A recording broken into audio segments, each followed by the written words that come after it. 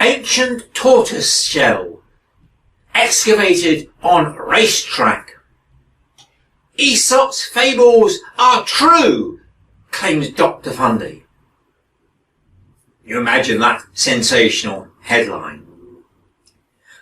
The race between the hare and the tortoise is perhaps the best known of Aesop's fables. The hare starts off at great speed, but before he gets to the finishing line, he sits down for a rest.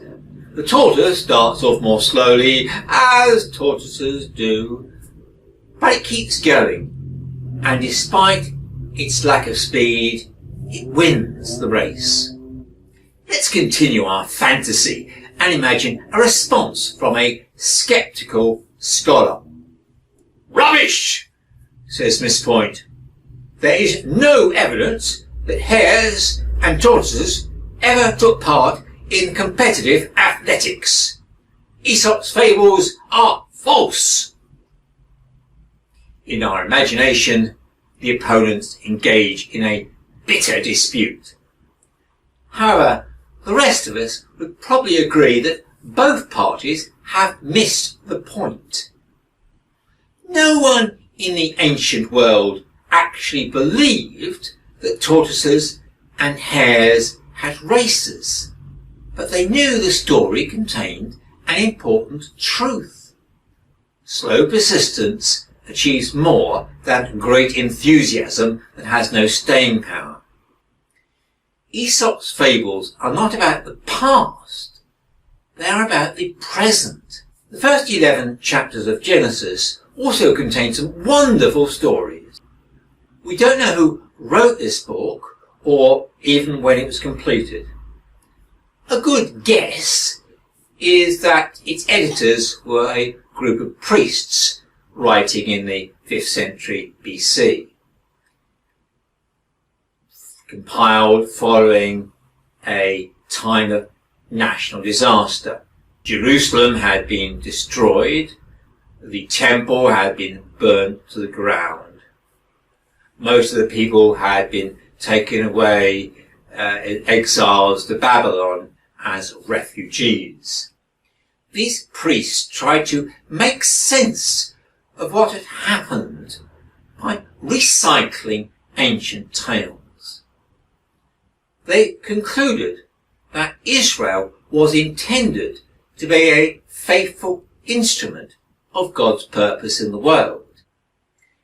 An instrument usually needs to be tested first to see if it works. We have crash dummies to test to see if a car is safe. New vaccines have to undergo medical trials to see if they are effective and without any side effects. These unknown authors of Genesis believe that Israel is intended to be God's agent in bringing blessing to the whole world. Abraham shall become a great and mighty nation, and all the nations of the earth shall be blessed in him.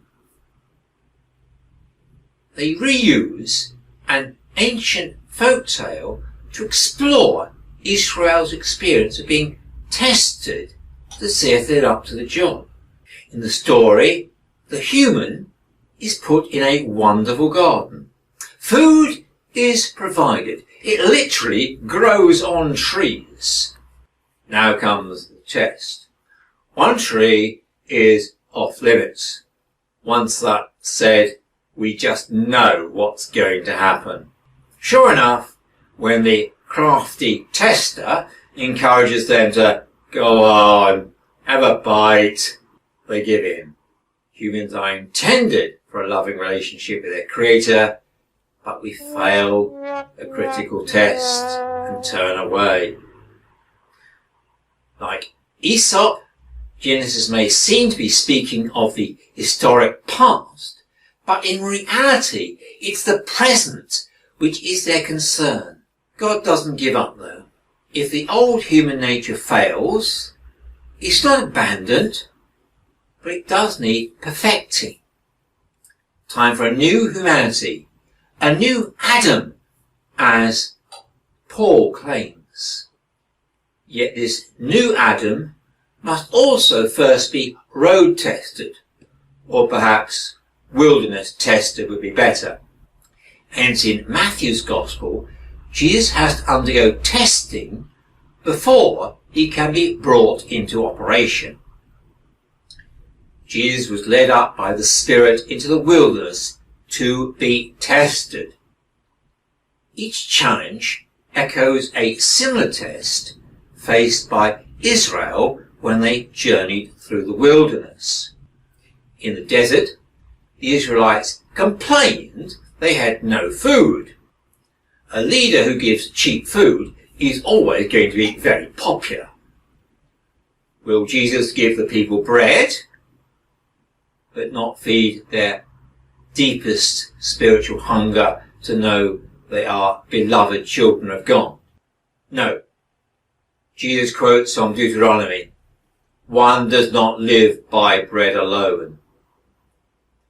At Massa, the Israelites won't trust God, but demand proof.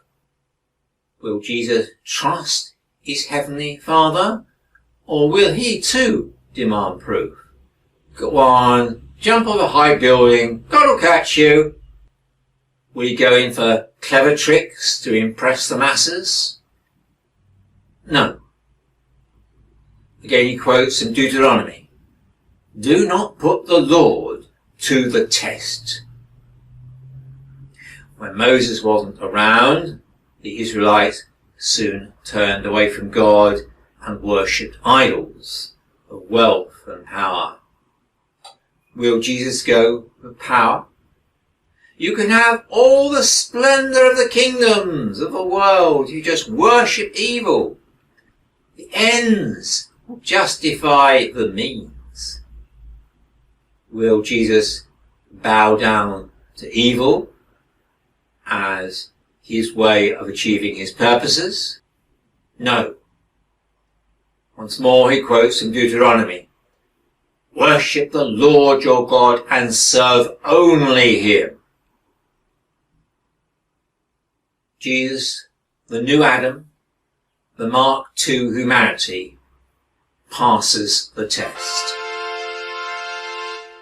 It is because he is obedient, even to death on the cross, that he can become God's instrument by which all the nations of the earth will be blessed. He will make us righteous.